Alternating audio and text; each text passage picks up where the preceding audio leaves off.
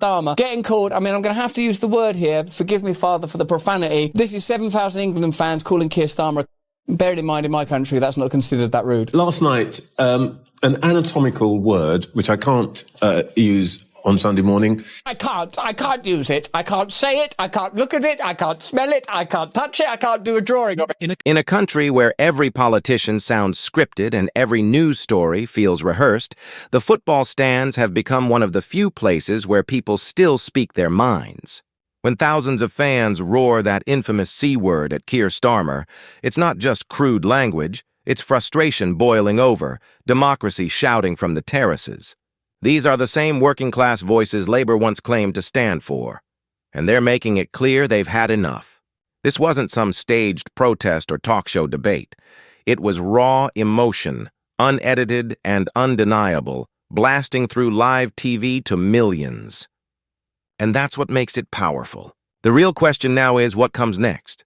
Just a few years back, Labour felt like a movement, alive with energy, young people, union power, and a real sense of purpose. Love him or hate him, under Corbyn, the party had a heartbeat. The fact that so many Labour MPs say they can't work with Jeremy Corbyn, does that worry you? Let's hope he gets rid of him. Let's hope he gets rid of him when he gets voted in as leader and they get deselected and some people who support him get put in. All these people in the Parliamentary Labour Party are worried about are their tickets being thrown off the gravy train. Yeah. They're going to get kicked off the gravy train. He's got the backing of all of his members and somehow that should be enough. Okay, but I mean, they presumably don't think he can win an election. That's what they're worried about. He can win an election, definitely. He's got all of us behind him. Keir Starmer came in talking about unity, about rebuilding and healing the party. But what he's built feels more like a boardroom than a movement. The Labour Party that once stood for people has been stripped of its spirit, replaced with polished slogans and corporate polish. So when fans in the stands hurl that word at him, it's not just anger, it's grief. I beg you, Keir Starmer, if you think that an £18 million penthouse is necessary for your child to complete his GCSEs while you're campaigning, why do you not think it's necessary for disabled people to have up to £761 or so to focus on surviving, paying their access needs, paying for mobility aid? Do you think that disabled people don't deserve the bare fucking minimum to be able to pay their living costs in a country that is despicably ableist? Starmer didn't just walk back his promises, he broke the bond of trust, and people can feel it. Those chants aren't mindless insults. They're the sound of a nation losing faith. What we're witnessing isn't rebellion, it's a wake. He's chasing power, but doesn't grasp the soul of the people he wants to lead. There's no warmth, no spark, no connection. Watching him mingle with everyday folks is like seeing a banker try to blend in at a street party. It's stiff, forced, almost painful. He speaks like a CEO at a meeting when what people want is someone they can share a pint and a laugh with. I'd like to take you down to the pub, but of course you're going to close them early. This is nonsense. You told us on July the 4th you would tread lightly. We're going to have junk advert bans. I won't be able to smoke outside Twickenham. I know you don't, but you won't be able to smoke outside the Arsenal. And I can't even take you down the pub, or we have to leave early. So this is not government policy. I'm glad that you are the first to get this from me. This is not government policy. Right. We are not going to... And still, he tries to pass himself off as one of us. But people can see through it. When those football crowds chant the C word, it isn't just foul language. It's a verdict. They're saying, you don't fit here. Stop pretending you do. You can't fake connection. And the terraces are the one place left where pretense gets exposed in seconds. Starmer leads with calculation, not conviction. All polish, no pulse. There's no spark, no fight, no heart, just another speech about stability and seriousness. But people aren't policy documents. They don't want a manager. They want someone who feels it, who hurts, hopes, and believes. Instead, his version of Labour doesn't ignite people. It sedates them. And in that quiet, frustration builds until it bursts. That chant wasn't just noise, and it was a warning. Then what we end up in is a kind of bizarre and berserk dance. Was chanted about the Prime Minister. It had 4 letters in it. Isn't it really early in your term of office for that level of unpopularity? That there's an acceptance that at some point everyone's going to realise Keir Starmer is indeed a C word, but it's a bit early in your term of office for whole stadiums full of people to start singing Keir Starmer is a C word. I'm not a football follower. I only watch when the Brighton and Hove Albion are playing, and I don't think the fans of Brighton would use such words against about Keir. It's football. It's football chanting. It's part of the. Is it not part of the spirit of the game? Spirit of the game. It's really interesting and fascinating. I spent some time in the UK, and it's a divided country, like yours is too, I suppose, as evidenced by these riots. The UK is in serious and significant decline and disorientation. I don't think people even know where to direct their attention, let alone their optimism. Before we dive back in, if you're finding this breakdown interesting, hit like, share it around, and subscribe for more straight-talking coverage of the political shakeup sweeping the UK. All right, back to it. The mainstream outlets might have tried to brush that moment under the rug, but the internet had other plans. Within hours, clips of those chants were everywhere. TikTok, Instagram, X, spreading faster than any Labour policy speech ever could. You can't censor something that real. Starmer's team might hope silence will make it disappear, but silence only feeds the fire. Because when people realize the press won't tell their story, they start telling it themselves. And those chants, raw, messy, and utterly human, are now echoing louder than any carefully. People are crying out for change across the country. They think that the Tories have failed. They can see that most things are broken. They look at the Labour Party and see a changed party. And last night, people who hadn't voted Labour before went out and voted Labour. So I'm very pleased with both of those results.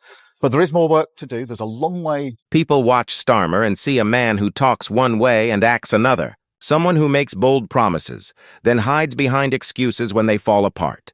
He says he's on the side of working people, yet supports laws that crush strikes. And here's the thing, that the public's not blind. They've caught on and they've stopped buying it. This isn't a battle of left versus right anymore. It's real versus fake. And Starmer's on the wrong side of that divide. Right now, those chants echo through terraces and timelines. But imagine what happens the day they spill into a live debate. When the mask can't slip fast enough, when the script won't save him. He's built his whole image around control. Auto cues, hand-picked questions, carefully managed optics. But when the real, unfiltered anger shows up in the room, he'll have nowhere to hide. Thank you, Compton. True democracy is citizen-led. Politics needs an update. We demand a people's house. We demand a people's house. We are in crisis. We are in crisis. The whole future. Definitely.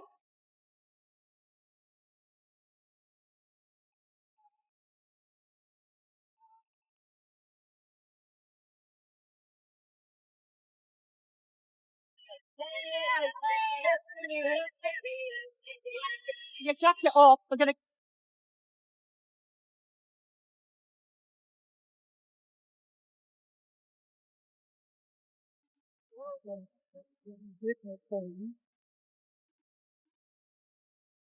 Thank you, conference. Thank you. Thank you, conference. If he thinks that bothers me, he doesn't know. Yes, it's rough, it's crude, but it's honest. That C-word chant has become more than a taunt. It's turning into a symbol, a kind of underground language for frustration, a way of saying, we've had enough of plastic politics. Just like Let's Go Brandon caught fire in the US, Starmer is the C-word, could end up as Britain's own shorthand for disillusionment. Not about policy, but about trust. You won't see it on leaflets or hear it in speeches, but it'll live in the places politics can't reach, carved into pub walls, whispered at rallies, shouted from the stands, sung by... Speaker, if he wants to know what Conservatives would do, he should resign and find out. Until then... I'll decide when there's more. Mr. Speaker, until then, I'm the one asking the questions. There's a petition out there, 2 million people asking him to go. Yeah. He's the one who doesn't know. He's the one who doesn't know how things work. It is not government that creates growth, Mr. Speaker. It is business. His employment secretary, I don't see her here, she wants more young people in work. But businesses say they are cutting jobs because of the Chancellor's budget. His Deputy Prime Minister, she is not here. Her employment rights bill will stop businesses hiring. That's what they say. The CBI said on Monday that the dots of the government's policy don't join up. They're right, aren't they?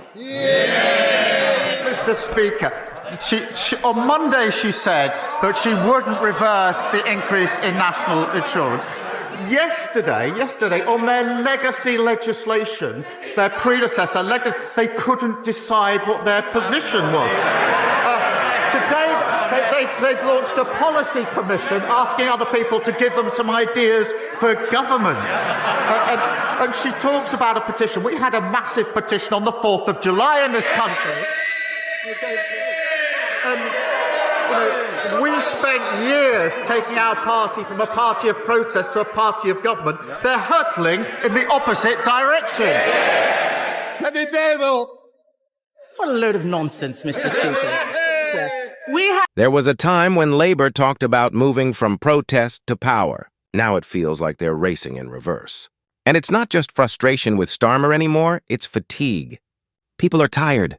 Tired of the speeches, the slogans, the endless promises that melt away the moment they matter. They've watched a man rise to the top pretending to care, only to manage decline like it's a job title. Those football fans didn't plan a protest. They didn't need to. What they shouted came straight from the gut. It wasn't staged. It wasn't strategy. It was truth spilling out. Starmer's a C word isn't just swearing. It's what's left to say when patience runs dry. This isn't outrage or scandal. It's burnout. The sound of a country that's simply done being polite. Because at some point, you stop asking when things will change and start asking who's still pretending they will.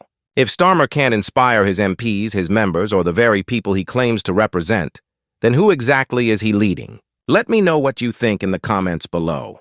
And if you want more honest, no spin takes on the moments reshaping British politics, make sure to like, share, and subscribe.